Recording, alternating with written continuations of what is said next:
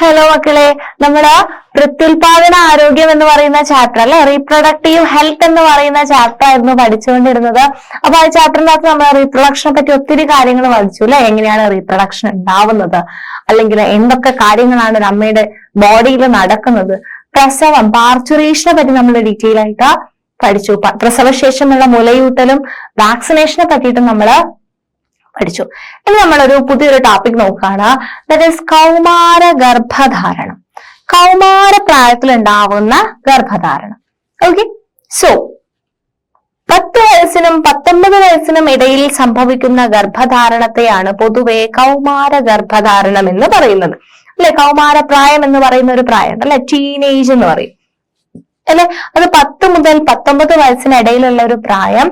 ആ പ്രായത്തിൽ ഉണ്ടാവുന്ന ഗർഭധാരണത്തെയാണ് പൊതുവെ കൗമാര ഗർഭധാരണം എന്ന് പറയുന്നത്. കൗമാര ശരീരത്തിന് പ്രസവം പോലുള്ള അമിത സമ്മർദ്ദം ഏറ്റെടുക്കാനുള്ള ശാരീരിക ക്ഷമത ഉണ്ടാകണമെന്നില്ല അല്ലെ. കൗമാര കാലഘട്ടത്തിൽ പ്രസവം പോലെയുള്ള ഒരു ഹെക്ടിക് ആയിട്ടുള്ള പ്രസവം എന്ന് പറയുമ്പോൾ അത്യാവശ്യം ഒരു എനർജി ഒക്കെ വേണം അല്ലെ. അമ്മയുടെ ശരീരത്തിന് കൗമാരത്തിന്റെ ശരീരത്തിൽ അത്രയും ഒരു വളർച്ചയൊന്നും എത്തിയിട്ടുണ്ടാവില്ല. അപ്പം അത്രയും ഒരു ടോളറൻസ് കൗമാര പ്രായക്കാർക്കിടയിൽ ഉണ്ടാവില്ല. ഈ കാലയളവിലുള്ള ഗർഭധാരണത്തിലും പ്രസവത്തിലും ധാരാളം സങ്കീർണതകൾ സംഭവിക്കാറുണ്ട്. ഇത് അമ്മയുടെയും കുഞ്ഞിന്റെയും ആരോഗ്യത്തിന് അപകടകരമാണ്. അപ്പം കൗമാരകാലത്ത് ഗർഭിണിയായി കഴിഞ്ഞാല് ഒത്തിരി സങ്കീർണതകൾ ആ ഗർഭം അല്ലെ, ഒത്തിരി കോംപ്ലിക്കേഷൻസ് ഉണ്ടാവാറുണ്ട്. ഇത് അമ്മയുടെയും കുഞ്ഞിന്റെയും ആരോഗ്യത്തിനെ നെഗറ്റീവായിട്ട് ബാധിക്കാറുണ്ട്. മാതൃത്വത്തിന്റെ ഉത്തരവാദിത്വങ്ങൾ മാനസികമായി ഏറ്റെടുക്കാൻ തയ്യാറാവാത്തതിനാൽ ഇവരിൽ വിഷാദം പോലുള്ള മാനസികാരോഗ്യ പ്രശ്നങ്ങൾ ഉണ്ടാകാറുണ്ട് അല്ലെ. ഒരു അമ്മയാവുക എന്ന് പറഞ്ഞു കഴിഞ്ഞാല് കൊച്ചിനെ പറ്റി നോക്കണം അല്ലെ, കുട്ടീന്റെ കാര്യങ്ങൾ നോക്കണം, ഫാമിലി ബർഡൻ എല്ലാം, അങ്ങനെ ഒത്തിരി ബുദ്ധിമുട്ടുകൾ വരും. അപ്പം ഇതെന്ന് പറയുന്നത് ചില ആൾക്കാരില് ഇതൊന്നും നമുക്ക് ഫിസിക്കലിയും ടോളറൻസ് ഉണ്ടാവില്ല, മെന്റലിയും ഒത്തിരി സമ്മർദ്ദം, വിഷാദ രോഗങ്ങളൊക്കെ ഉണ്ടാവാനുള്ള ചാൻസ് ഉണ്ട്.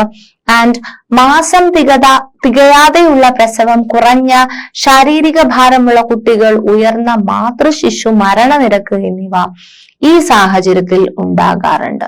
അപ്പം എന്ത് സംഭവിക്കും? കോംപ്ലിക്കേഷൻസ് ഉണ്ടാവും എന്ന് പറഞ്ഞു. അപ്പൊ മാസം കംപ്ലീറ്റ് ചെയ്യാതെ ഉണ്ടാവുന്ന പ്രസവം ഉണ്ടാവും, ശാരീരിക ഭാരം കുറവുള്ള കുട്ടികൾ ഉണ്ടാവും, ഉയർന്ന മാതൃശിശു മരണനിരക്കെല്ലാം ഉണ്ടാവാനുള്ള സാധ്യതയുണ്ട്.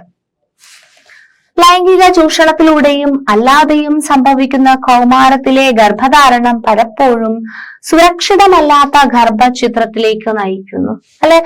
പല കാര്യങ്ങളും ലൈംഗിക ചൂഷണം അല്ലെങ്കിൽ റേപ്പ് വിക്ടിംസ് ഒക്കെ എന്ത് ചെയ്യും, അത് പുറത്ത് അറിയാതിരിക്കാൻ അല്ലെങ്കിൽ വേറൊരാൾക്ക് അത് ഡിസ്ക്ലോസ് ചെയ്യാൻ താല്പര്യമില്ലാത്തതുകൊണ്ട് തന്നെ സേഫ് അല്ലാത്ത ഗർഭചിത്രങ്ങൾ അല്ലെ, മെഡിക്കൽ ടെർമിനേഷൻ ഓഫ് പ്രഗ്നൻസി ഉണ്ട്, ലീഗൽ നിയമാനുസൃതമായിട്ട് വൈദ്യശാസ്ത്ര സഹായത്തോടെ ചെയ്യുന്നത്, അല്ലാന്നുണ്ടെങ്കിൽ സുരക്ഷിതമല്ലാത്ത ഗർഭചിത്രത്തിലേക്ക് അത് പോവാറുണ്ട്. ഒരു വ്യക്തിയുടെ അവകാശങ്ങളും അന്തസ്സും ലംഘിക്കുന്ന പ്രവൃത്തിയാണ് ലൈംഗിക അതിക്രമം. പ്രായമോ ലിംഗഭേദമോ പശ്ചാത്തലമോ പരിഗണിക്കാതെ ആരും ഇതിന് ഇരയാക്കാം. അപ്പം ലൈംഗിക അതിക്രമങ്ങൾ ഡീൽ ചെയ്യാൻ ഏജ് ഒരു പ്രശ്നമല്ല, ഏത് ഏജിലുള്ള ആൾക്കാർക്കും നേരിടാവുന്നേ ഉള്ളൂ അല്ലെ. പ്രായമായിട്ട് വൃദ്ധന്മാർക്ക് ചിലപ്പോൾ ഉണ്ടാവാറുണ്ട്, ഏജ് കുറഞ്ഞ ആൾക്കാർക്ക് ഉണ്ടാവാറുണ്ട്, ലിംഗഭേദം അല്ലെ മെയിൽസിനും ഉണ്ടാവാറുണ്ട്, ഫീമെയിൽസിന് മാത്രമല്ല. നമ്മൾ എപ്പോഴും ലൈംഗിക അതിക്രമങ്ങളെ പറ്റി പറയുമ്പം ഫീമെയിൽസിന് സ്ട്രെസ് ചെയ്ത് പറയുന്നേ ഉള്ളൂ, മെയിൽസിന് നേരെയും ലൈംഗിക അതിക്രമങ്ങള് ഉണ്ടാവാറുണ്ട്. ലൈംഗിക അതിക്രമം ഒരിക്കലും അതിനിടയാകുന്ന വ്യക്തിയുടെ തെറ്റുകൊണ്ട് അല്ലെന്നും എല്ലാ സാഹചര്യങ്ങളിലും സുരക്ഷയും ബഹുമാനവും അനുഭവിക്കാൻ എല്ലാവർക്കും അവകാശമുണ്ടെന്നും തിരിച്ചറിയേണ്ടത് അത്യാവശ്യമാണ് അല്ലെ. ഒരാളുടെ തെറ്റുകൊണ്ടല്ല അങ്ങനെ സംഭവിക്കുന്നത്. അപ്പൊ അത് റിയലൈസ് ചെയ്യണം എന്നുള്ളത് അത്യാവശ്യമാണ്. ലൈംഗിക അതിക്രമം എന്താണെന്നും എങ്ങനെ സംഭവിക്കാമെന്നതും മനസ്സിലാക്കുന്നതാണ് അതിക്രമം തടയുന്നതിന്റെ തുടക്കം. ലൈംഗിക പ്രവർത്തനത്തിൽ ഏർപ്പെടാൻ സമ്മതിക്കുന്നു എന്നതും അതിക്രമത്തെ ലൈംഗിക പ്രവർത്തനങ്ങൾക്ക് അതിക്രമത്തിലൂടെ ലൈംഗിക പ്രവർത്തനങ്ങൾക്ക് ഇരയാകുന്നു എന്നതും പ്രശ്നമാണ് അല്ലെ. വില്ലിങ് ആണെന്ന് കാണിക്കുന്നതും അതിന്റെ വിക്ടിം ആവുന്നതും രണ്ടും പ്രശ്നമാണ്. നിങ്ങൾക്ക് ലൈംഗിക അതിക്രമം നേരിടേണ്ടി വന്നാലോ, നിങ്ങളുടെ സുരക്ഷയെക്കുറിച്ച് ആശങ്കകൾ ഉണ്ടെങ്കിലോ, കുടുംബാംഗങ്ങളിൽ നിന്നോ നിയമ സംവിധാനങ്ങളിൽ നിന്നോ ആവശ്യമായ പിന്തുണ നിങ്ങൾ തേടണം. നിങ്ങൾക്ക് എന്തെങ്കിലും ഒരു ബാഡ് എക്സ്പീരിയൻസ് ഉണ്ടാവുകയാണെന്നുണ്ടെന്നുണ്ടെങ്കിൽ നിങ്ങൾ നിങ്ങളുടെ ഫാമിലി, അച്ഛൻ, അമ്മ, പാരന്റ്സിന്റെ അടുത്ത് പറയണം. അല്ലെങ്കിൽ നിങ്ങൾക്ക് അതിനായിട്ടുള്ള നിയമ സംവിധാനങ്ങളെല്ലാം അവൈലബിൾ ആണ്. 18 വയസ്സിൽ താഴെയുള്ളവർക്കെതിരെയുള്ള ലൈംഗിക അതിക്രമങ്ങൾ പോക്സോ നിയമങ്ങളുടെ പരിധിയിൽ വരുന്നവയാണ്. ഇത്തരം പ്രശ്നങ്ങൾക്കും ആരോഗ്യ സംബന്ധമായ സംശയങ്ങൾക്കും സ്വകാര്യതയോടെ തത്സമയ പരിഹാരം ലഭിക്കുന്നതിന് കൗമാര സൗഹൃദ ആരോഗ്യ കേന്ദ്രത്തിലെ കൗൺസിലറെ സമീപിക്കാം. ആരോഗ്യ വകുപ്പിന്റെ 24 മണിക്കൂറും പ്രവർത്തിക്കുന്ന ദിശ ഹെൽപ്പ് ലൈൻ നമ്പറുകളും പ്രയോജനപ്പെടുത്താവുന്നതാണ്. അപ്പൊ നിങ്ങൾക്ക് എന്തെങ്കിലും ബുദ്ധിമുട്ട് എവിടെ വെച്ചെങ്കിലും ഉണ്ടായി കഴിഞ്ഞു കഴിഞ്ഞാൽ നിങ്ങളെ അസിസ്റ്റ് ചെയ്യാൻ വേണ്ടിയിട്ട്, നിങ്ങളെ ഹെൽപ്പ് ചെയ്യാൻ വേണ്ടിയിട്ട് ഒത്തിരി ഫെസിലിറ്റീസ് ഉണ്ട്. 18 വയസ്സിൽ താഴെയുള്ളവർക്കായിട്ടുള്ള ലൈംഗിക അതിക്രമങ്ങളെല്ലാം വരുന്നത് പോക്സോ എന്ന് പറയുന്ന അല്ലെ, പോക്സോ ആക്ട് നിങ്ങൾ കേട്ടിട്ടുണ്ടാവും. ആ നിയമപരിധിയിലാണ് വരുന്നത്. അപ്പൊ അതിനുള്ള സൗകര്യങ്ങൾ, ദിശയുടെ ഹെൽപ്പ് ലൈൻ നമ്പർ ഒക്കെ 24 hours വർക്കിംഗ് ആണ്. നിങ്ങൾക്ക് ഏതൊരു മൊമെന്റിൽ എന്ത് പ്രശ്നം ഉണ്ടെങ്കിലും നിങ്ങൾക്ക് അവരെ കോണ്ടാക്ട് ചെയ്യാൻ വേണ്ടി പറ്റുന്നതാണ്. അടുത്തടുത്തുള്ള ഗർഭധാരണം മാതാവിന്റെയും കുട്ടികളുടെയും ആരോഗ്യത്തെ ബാധിച്ചേക്കാം. അല്ലെ, ഒരാള് കൺസീവായി ഒരു ഡെലിവറി നടന്നു, പെട്ടെന്ന് തന്നെ അടുത്തൊരു കൺസീവായി അടുത്ത ഡെലിവറി എന്ന് പറയുമ്പോൾ അടുത്തടുത്തുള്ള ഗർഭധാരണം അല്ലെ, അത് അമ്മയുടെ ഹെൽത്ത് അല്ലെ, ഒരാളൊന്ന് പ്രസവിച്ചു കഴിഞ്ഞ് അല്ലെ ആരോഗ്യമൊക്കെ വളരെ ക്ഷീണിച്ചിരിക്കുകയായി അല്ലെ, 10-12 കിലോ ഒക്കെ താങ്ങിയൊരു ശരീരമാണ് അല്ലെ. അപ്പൊ അതെന്ത് ചെയ്യണം, ഒന്ന് റിലാക്സ് ചെയ്യാൻ ഒരു ടൈം വേണം. എന്നിട്ട് മാത്രമേ നെക്സ്റ്റ് ഒരു ഡെലിവറി എന്നുള്ള അല്ലെങ്കിൽ നെക്സ്റ്റ് ഒരു പ്രഗ്നൻസി പ്ലാൻ ചെയ്യാൻ വേണ്ടിയിട്ട് പാടുള്ളൂ. അപ്പൊ അടുത്തടുത്ത് പ്രഗ്നൻസി ആയി കഴിഞ്ഞു കഴിഞ്ഞാൽ ഒത്തിരി ബുദ്ധിമുട്ടുകൾ വരാറുണ്ട്. അപ്പം ജനസംഖ്യാ വളർച്ച പരിസ്ഥിതിയിലും വിഭവങ്ങളുടെ വിനിയോഗത്തിലും പ്രത്യാഘാതങ്ങൾ സൃഷ്ടിക്കുന്നു. അപ്പം അമ്മയുടെ ഹെൽത്തിനെ ബാധിക്കും, കുട്ടിയുടെ ആരോഗ്യത്തിനെ അത് ബാധിക്കും. കുട്ടിയുടെ ആരോഗ്യത്തിനെ എങ്ങനെയാ ബാധിക്കുക? ആദ്യത്തെ ഒരു കുട്ടി ജനിച്ചു, ആ കുട്ടീനെ നമ്മൾ 2 വയസ്സ് വരെ മുലപ്പാലൊക്കെ കൊടുക്കണം എന്ന് പറഞ്ഞു അല്ലെ. അപ്പം ആദ്യത്തെ ഒരു കുട്ടി വന്നു, ഇനി രണ്ടാമത്തെ ഒരു കുട്ടി പെട്ടെന്ന് തന്നെ വരുന്ന സമയത്ത് ആദ്യം ഉണ്ടായിട്ടുള്ള കുട്ടിയെ കെയർ കൊടുക്കാനുള്ള ഒരു ബുദ്ധിമുട്ടുണ്ടാവും, അമ്മയ്ക്ക് ആരോഗ്യപരമായിട്ടുള്ള പ്രശ്നങ്ങൾ ഉണ്ടാവും. ഇതോടൊപ്പം തന്നെ ജനസംഖ്യയും കൂടുന്നുണ്ട് അല്ലെ. ജനസംഖ്യ കൂടിക്കഴിഞ്ഞാൽ എന്താ പ്രശ്നം? റിസോഴ്സസ് അല്ലെ. നമ്മളിപ്പം 1000 ആൾക്കാർക്ക് പകരം ഒരു 10,000 ആൾക്കാർ ഉണ്ടാവുകയാണെന്നുണ്ട് കഴിഞ്ഞാല് അവരെല്ലാവരും അല്ലെ, വെള്ളത്തിന്റെ ദൗർലഭ്യം ഉണ്ടാവും. അങ്ങനെ ഒത്തിരി പ്രശ്നങ്ങൾ അല്ലെ. ഭക്ഷണം കൂടുതലായിട്ട് കുറയും, എല്ലാവർക്കും കിട്ടാനുള്ള ഭക്ഷണമൊന്നും ഉണ്ടാവില്ല. അപ്പൊ റിസോഴ്സസും അല്ലെങ്കിൽ അതിനെന്താ പറയുന്നത്, പരിസ്ഥിതി വിഭവങ്ങൾ അല്ലെ, അതിലും കുറവ് ഉണ്ടാവും. അപ്പം ജനസംഖ്യാ നിയന്ത്രണം എന്ന് പറയുന്നത് വളരെ പ്രധാനപ്പെട്ട ഒരു കാര്യമാണ്. അപ്പം അടുത്തടുത്തുള്ള ഗർഭധാരണം ജനസംഖ്യ പെട്ടെന്ന് കൂടുന്നതില് കാരണമാവുന്നുണ്ട്. നോക്കാം നമുക്ക്. ജനന നിരക്ക് കുറവുള്ള ചില രാജ്യങ്ങളിൽ ശിശു പരിചരണത്തിന് അധിക സമയവും സാമ്പത്തിക സഹായവും നൽകുന്നു. അപ്പം ജനന നിരക്ക് കുറവാണ്, പൊതുവെ ജനിക്കുന്ന കുട്ടികളുടെ എണ്ണം കുറവാണെന്നുണ്ടെന്നുണ്ടെങ്കിൽ ചില രാജ്യങ്ങളിൽ നമ്മൾ കുട്ടികളെ പരിചരിക്കാൻ വേണ്ടിയിട്ടുള്ള സമയവും അതിനു വേണ്ടിയിട്ടുള്ള സാമ്പത്തിക സഹായം അല്ലെ, കുട്ടികളെ നോക്കാനുള്ള സാമ്പത്തിക സഹായമൊക്കെ കൊടുക്കാറുണ്ട്. ഉയർന്ന ജനന നിരക്കും താഴ്ന്ന ജനന നിരക്കും ലോകരാജ്യങ്ങൾ അഭിമുഖീകരിക്കുന്ന പ്രശ്നങ്ങളാണ്. ഉയർന്ന ജനന നിരക്കും പ്രശ്നമാണ്, ജനന നിരക്ക് കുറഞ്ഞാലും പ്രശ്നമാണ്. ജനന നിരക്ക് നിയന്ത്രിക്കുന്നതിൽ പ്രധാനപ്പെട്ടത് ഗർഭ നിരോധന മാർഗങ്ങളാണ്. അപ്പം ജനന നിരക്ക് നിയന്ത്രിക്കാൻ വേണ്ടിയിട്ട് നമ്മളെ സഹായിക്കുന്ന ഗർഭ നിരോധന മാർഗങ്ങളെ പറ്റിയിട്ടാണ് നമുക്ക് ഇനി അടുത്തത് പഠിക്കാനുള്ളത്. അപ്പം എന്താണ് പഠിക്കാനുള്ളത്? ഗർഭ നിരോധന മാർഗങ്ങൾ, അല്ലെങ്കിൽ അതിനെ എന്ത് പറയും? കോൺട്രാസെപ്റ്റീവ് മെത്തേഡ്സ് എന്ന് പറയും. കോൺട്രാസെപ്റ്റീവ് മെത്തേഡ്സ്, ഗർഭനിരോധന മാർഗങ്ങൾ. സോ ഗർഭധാരണത്തെ തടസ്സപ്പെടുത്താൻ ഉപയോഗിക്കുന്ന രീതികളോ ഉപകരണങ്ങളോ ആണ് ഗർഭനിരോധന മാർഗങ്ങൾ. എന്താണ്? ഗർഭിണിയാവാൻ പാടില്ല. ഗർഭനിരോധന മാർഗങ്ങൾ എന്തിനാ ഉപയോഗിക്കുന്നത്?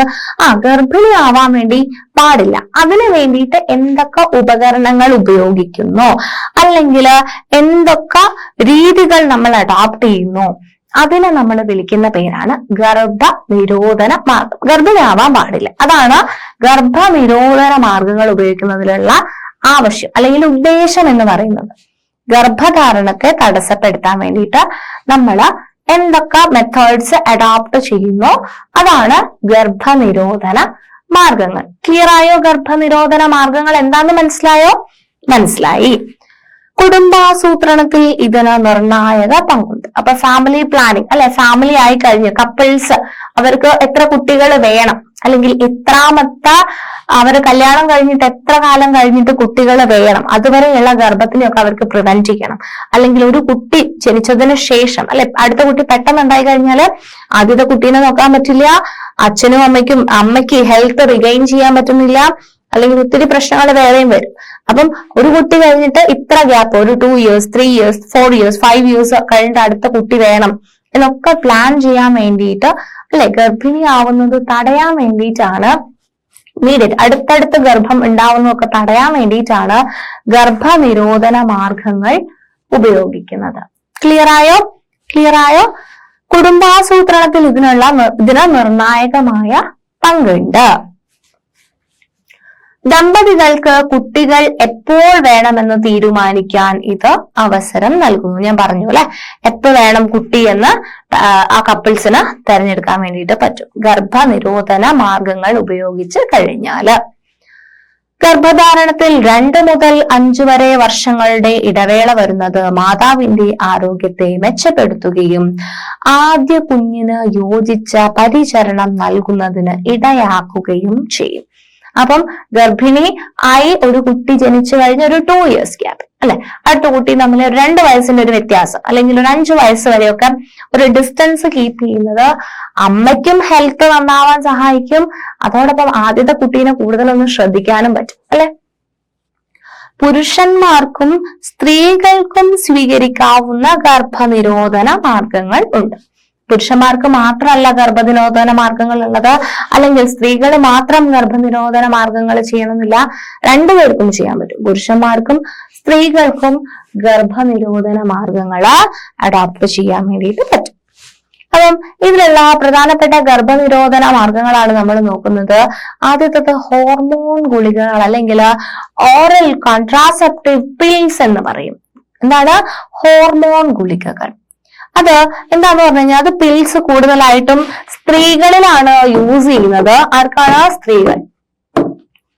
ഈ ടാബ്ലറ്റ് ഹോർമോണിന്റെ പില്ല, അതായത് നമ്മൾ പറഞ്ഞിട്ടുണ്ട് ആർത്തവം ഉണ്ടാവുന്ന സമയത്ത് അല്ലെ, 14ാമത്തെ ദിവസം ആർത്തവം അണ്ടോത്സർജനം നടക്കുന്നത് ഹോർമോണിലെ വ്യത്യാസത്തിലാണെന്ന് ഞാൻ അവിടെ പറഞ്ഞിട്ടുണ്ടായിരുന്നു. ആർത്തവ ചക്രം പഠിച്ച സമയത്ത് പറഞ്ഞിട്ടുണ്ടായിരുന്നു. അപ്പം ഹോർമോണില് വ്യത്യാസം വരുത്തി കഴിഞ്ഞു കഴിഞ്ഞാല് ഗർഭിണിയാവാനുള്ള ചാൻസ് നമുക്ക് അല്ലെ, അണ്ടോത്സർജനത്തിന്റെ ടൈം ഒക്കെ നമുക്ക് എക്സ്റ്റെൻഡ് ചെയ്യാൻ വേണ്ടിയിട്ട് പറ്റും. അതിനു വേണ്ടിയിട്ട് സ്ത്രീകൾ ഉപയോഗിക്കുന്ന ഗുളികകളാണ് ഹോർമോൺ ഗുളികകൾ. ഓക്കെ, എന്താ ചെയ്യുന്നത്? അണ്ടോത്സർജനം തടസ്സപ്പെടുത്തുന്നു. ആ ഗുളിക കുടിച്ചു കഴിഞ്ഞാല് അണ്ടോത്സർജനം ഉണ്ടാവില്ല. അണ്ടോത്സർജനം ഇല്ല എന്നുണ്ടെന്നുണ്ടെങ്കിൽ പുംബീജം വന്നു കഴിഞ്ഞാലും കൂടെ ബീജസംയോഗത്തിന് വേണ്ടിയിട്ട് അണ്ടം ഉണ്ടാവില്ല. അണ്ടോത്സർജനം നടന്നാൽ മാത്രമല്ലേ അണ്ടം ഉണ്ടാവുള്ളൂ. അണ്ടമില്ലാതെ ബീജസംയോഗം നടക്കുകയുമില്ല, ഗർഭധാരണം ഉണ്ടാവുകയുമില്ല. അപ്പം അതിനു വേണ്ടിയിട്ട് സഹായിക്കുന്നതാണ് ഹോർമോൺ ഗുളികകൾ. ക്ലിയർ ആയോ? ആരാണ് ഹോർമോൺ ഗുളികകൾ ഉപയോഗിക്കുന്നത്?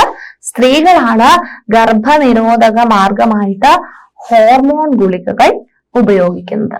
ക്ലിയർ ആണോ? ഹോർമോൺ ഗുളികകൾ. ഓക്കെ, ഇനി രണ്ടാമത്തൊരു ഗർഭനിരോധക മാർഗമാണ് ഡയഫ്രം എന്ന് പറയും. ഓക്കെ, ഡയഫ്രം, ഇതാണ് ഡയഫ്രം. ഈ ഡയഫ്രം നമ്മള് എന്താണ്, ഇതും സ്ത്രീകൾ തന്നെയാണ് കൂടുതലായിട്ടും യൂസ് ചെയ്യുന്നത്. ഡയഫ്രം യൂസ് ചെയ്യുന്നത് ആരാണ്? സ്ത്രീകൾ തന്നെയാണ്. ഈ സ്ത്രീകള് ഇത് യൂസ് ചെയ്യുമ്പം എന്താണെന്ന് പറഞ്ഞു കഴിഞ്ഞാല് ഈ ഒരു സർവിക്സ്, സ്ത്രീകളുടെ സർവിക്സ് ഏരിയ കവർ ചെയ്യുന്ന രീതിയിലാണ് ഈ ഒരു ഡയഫ്രം യൂസ് ചെയ്യുന്നത്. ഇത് ഉപയോഗിച്ച് കഴിഞ്ഞു കഴിഞ്ഞാല് പുംബീജങ്ങൾ ഗർഭാശയത്തിൽ എത്തുന്നത് തടയാൻ വേണ്ടിയിട്ട് പറ്റും. അപ്പം സർവിക്സ് കവർ ചെയ്തിട്ട് ഈ ഡയഫ്രം ഉപയോഗിച്ച് കഴിഞ്ഞാല് പുംബീജങ്ങള് സർവിക്സ് അതിന്റെ ഇല്ല, ഗർഭാശയത്തിന്റെ ഉള്ളിലേക്ക് പുംബീജങ്ങള് കടക്കില്ല. ഇപ്പം പുംബീജങ്ങൾ കടന്നിട്ടില്ല എന്നുണ്ടെന്നുണ്ടെങ്കിൽ അണ്ടം ഉണ്ടായാലും കുഴപ്പമില്ല. എന്താണ്? ഫെർട്ടിലൈസേഷൻ അല്ലെങ്കിൽ സംയോഗം നടക്കില്ല. അപ്പം ഒന്നാമത്തത് ഹോർമോൺ ഗുളികകൾ സ്ത്രീകൾ യൂസ് ചെയ്യുന്നു, ഡയഫ്രം ആര് യൂസ് ചെയ്യുന്നു, സ്ത്രീകൾ യൂസ് ചെയ്യുന്നു കൂടുതലായിട്ട്. പിന്നെയുണ്ട് ഗർഭനിരോധന ഉറകൾ അല്ലെങ്കിൽ കോണ്ടംസ് എന്ന് പറയും. ഓക്കെ, ഗർഭനിരോധന ഉറകൾ. ഈ കോണ്ടംസ് കൂടുതലായിട്ട് ആരാണ് യൂസ് ചെയ്യുന്നത്? പുരുഷന്മാരാണ് യൂസ് ചെയ്യുന്നത്. ആരാണ്? പുരുഷന്മാരാണ് യൂസ് ചെയ്യുന്നത്. പുരുഷന്മാരാണ് കൂടുതൽ മോസ്റ്റ്ലി യൂസ് ചെയ്യുന്നത്. അപ്പം ഈ ഉറകള് പുംബീജങ്ങൾ യോനിയിൽ നിക്ഷേപിക്കുന്നത് തടയുന്നു. അപ്പം ഈ ഉറകളെ യൂസ് ചെയ്ത് കഴിഞ്ഞു കഴിഞ്ഞാല് എന്താണ്?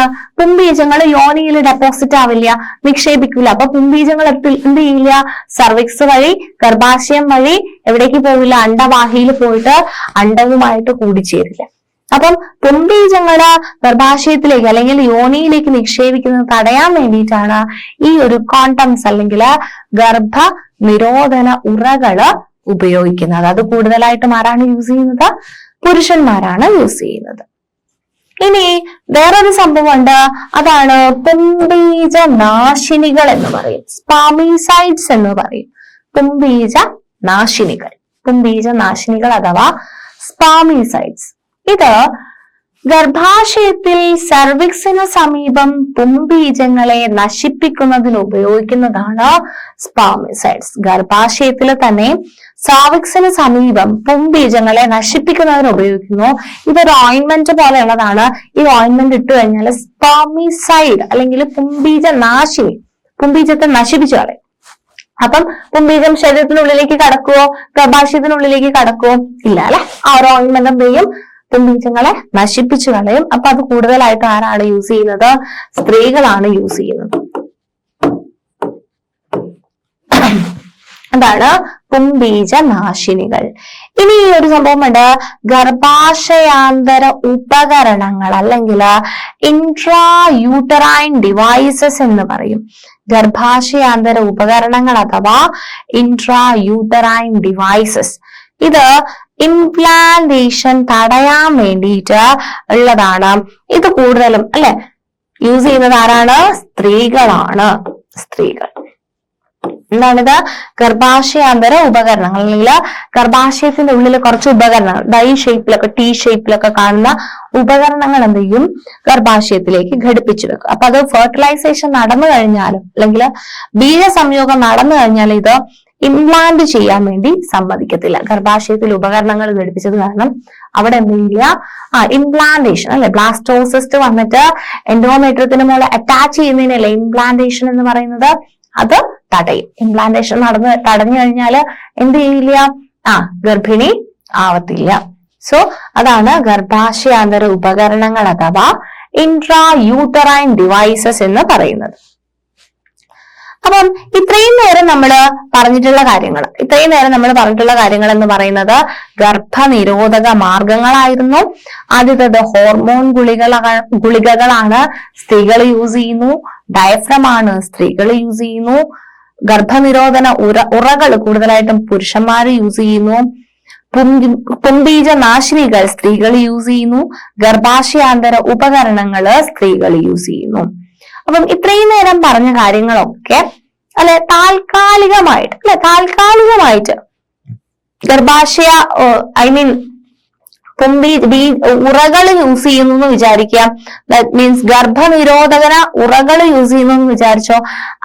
ആ ഒരു ടൈമിൽ അല്ലെ, എപ്പോഴാണോ ബന്ധത്തിൽ ഏർപ്പെടുന്നത് ആ ഒരു ടൈമില് എന്ത് ചെയ്യില്ല? ഫെർട്ടിലൈസേഷൻ നടക്കില്ല, അല്ലെങ്കിൽ ബീജസംയോഗം നടപ്പില്ല. അല്ലാന്നുണ്ടെങ്കിൽ ഡയഫ്രം ആണെന്ന് വിചാരിച്ചോ, എല്ലാം താൽക്കാലികമായിട്ടാണ്. ഹോർമോൺ ഗുളികകളായിക്കോട്ടെ, ഹോർമോൺ ഗുളികകൾ എപ്പോ വരെ കഴിക്കുന്നോ അപ്പൊ വരെ അത് എന്ത് ചെയ്യും? അണ്ടോത്സർജനം തടഞ്ഞു നിർത്തും. ഇനി ഡയഫ്രം ആയിക്കോട്ടെ, ഡയഫ്രം എപ്പൊക്കെ യൂസ് ചെയ്യുന്നോ അപ്പോഴൊക്കെ അത് അതിന്റെ പുംബീജത്തിന്റെ എൻട്രിയെ തടയും. അപ്പം അതുപോലെ താൽക്കാലികമായിട്ട് എപ്പോഴൊക്കെയാണ് ഇത് യൂസ് ചെയ്യുന്നത് അപ്പോഴൊക്കെ ഇത് ഗർഭ നിരോധനമായിട്ട് ഉപയോഗിക്കാൻ വേണ്ടിയിട്ട് പറ്റും. ഇനി വേണ്ടാന്ന് വിചാരിക്കുക, അല്ല എനിക്ക് ഗർഭിണി ആവണം എന്ന് വിചാരിക്കുക. ഇനി നമുക്ക് ഗർഭധാരണം പ്രിവെന്റ് ചെയ്യേണ്ട കാര്യമില്ല. ഗർഭിണി ആവണം എന്ന് വിചാരിച്ചു കഴിഞ്ഞാൽ ഒന്നും വേണ്ട, എന്ത് ചെയ്താൽ മതി? ഹോർമോൺ ഗുളിക നിർത്തി കഴിഞ്ഞാൽ മതി. അല്ലാന്നുണ്ടെങ്കിൽ ഡയഫ്രം ഉപയോഗിക്കാതിരുന്നാൽ മതി. അല്ലാന്നുണ്ടെങ്കിൽ ഗർഭനിരോധന ഉറകൾ കോണ്ടംസ് യൂസ് ചെയ്യാതിരുന്നാൽ മതി. പുംബീജനാശിനികൾ സ്പാമിസൈഡ്സ് യൂസ് ചെയ്യാതിരുന്നാൽ മതി. ഗർഭാശയാന്തര ഉപകരണങ്ങൾ എന്തെങ്കിലും വെച്ചിട്ടുണ്ടെന്നുണ്ടെന്നുണ്ടെങ്കിൽ അത് റിമൂവ് ചെയ്തെടുത്ത് കളഞ്ഞാൽ മതി. അവർക്ക് എന്ത് ചെയ്യാൻ വേണ്ടി പറ്റും?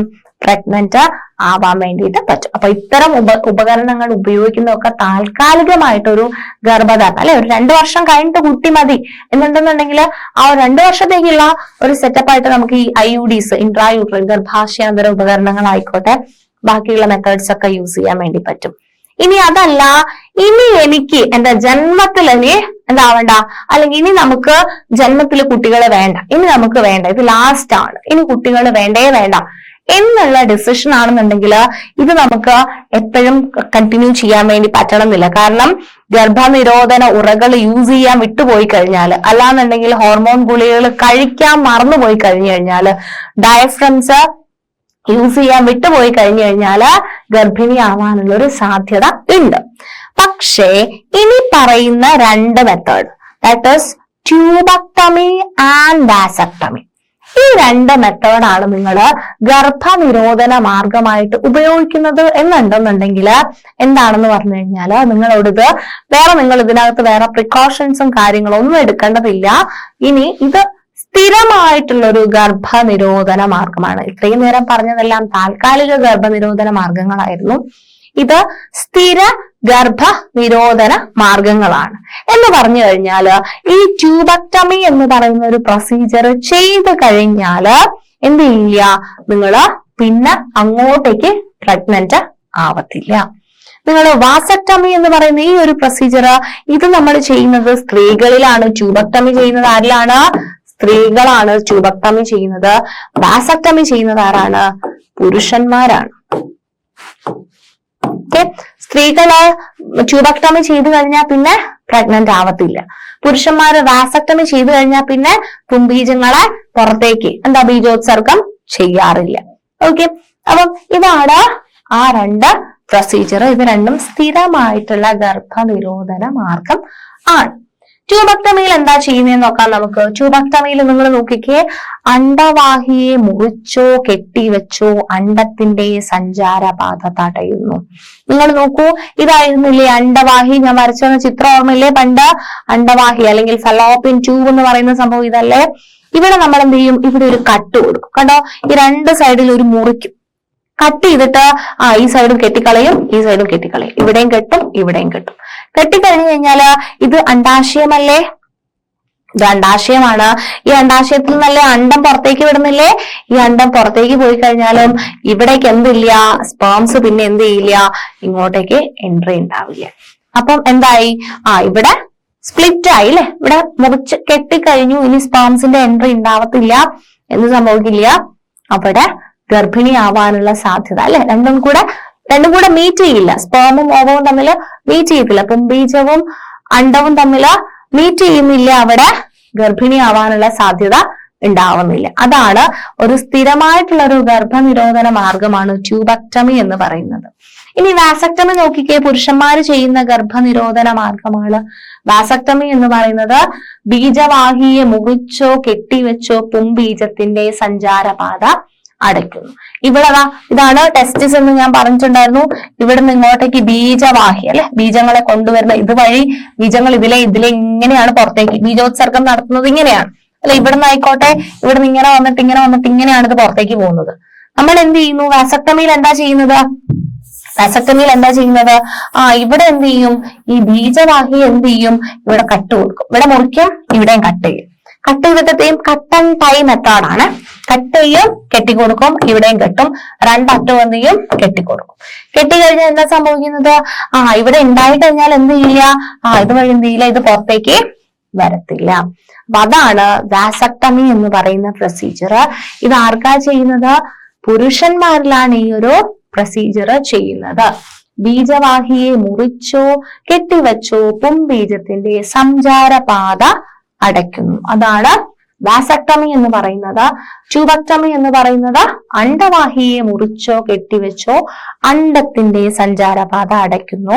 രണ്ടും സ്ഥിരമായിട്ടുള്ള ഗർഭനിരോധന മാർഗങ്ങൾ ആണ്. ഓക്കെ, ഇനി എന്താണ് വന്ധ്യത? വന്ധ്യത എന്ന് പറഞ്ഞു കഴിഞ്ഞാൽ എന്താണ്, അല്ലെങ്കിൽ ഇൻഫെർട്ടിലിറ്റി എന്ന് പറഞ്ഞു കഴിഞ്ഞാൽ എന്താണ് വന്ധ്യത? വന്ധ്യത നിങ്ങൾ കേട്ടിട്ടുണ്ടാവും അല്ലെ? വന്ധ്യത എന്ന് കേട്ടിട്ടുണ്ടോ? ഗർഭം ധരിക്കാമെന്ന് ദമ്പതികൾ തീരുമാനിച്ച സമയം മുതൽ 1 വർഷത്തിനു ശേഷവും ഗർഭം ധരിക്കാൻ കഴിഞ്ഞില്ലെങ്കിൽ അത് വന്ധ്യതയായി പരിഗണിക്കപ്പെടുന്നു. എന്താ വന്ധ്യത? ഒരു കപ്പിള് ദമ്പതികളെ വിചാരിക്കുകയാണ് നമുക്ക് ഗർഭിണി ആവാം, അല്ലെങ്കിൽ നമുക്കൊരു കുട്ടി വേണമെന്ന് അവർ ആഗ്രഹിക്കുന്നു. അവര് ഈ പറയുന്ന ഗർഭനിരോധന മാർഗങ്ങൾ ഒന്നും ഉപയോഗിക്കുന്നില്ല. അവര് ഗർഭിണിയാവണം അല്ലെങ്കിൽ കുട്ടി വേണം എന്നുള്ള ഒരു ചിന്തയിലാണ് അവർ പ്ലാൻ ചെയ്യുന്നത്.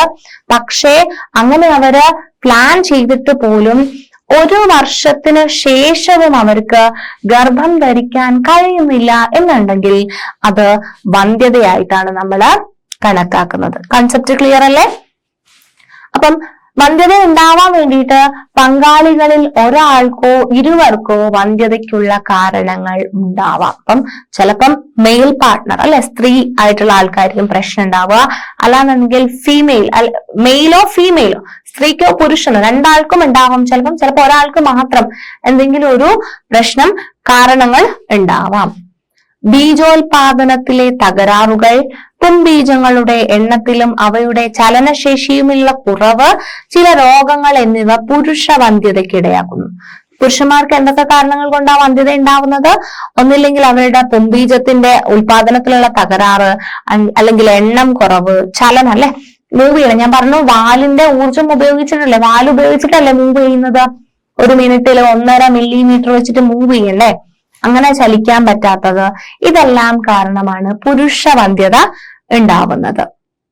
ഓക്കെ, ഇനി നമ്മൾ നോക്കുകയാണ് അണ്ടോൽപാദനത്തിലെ തകരാറും അണ്ടവാഹിയിലെ തടസ്സങ്ങളും പോളിസിസ്റ്റിക് ഓവറി സിൻഡ്രോം PCOS പോലുള്ള ഹോർമോൺ അസന്തുലിതാവസ്ഥയും സ്ത്രീകളിൽ വന്ധ്യതയ്ക്ക് ഇടയാക്കാം.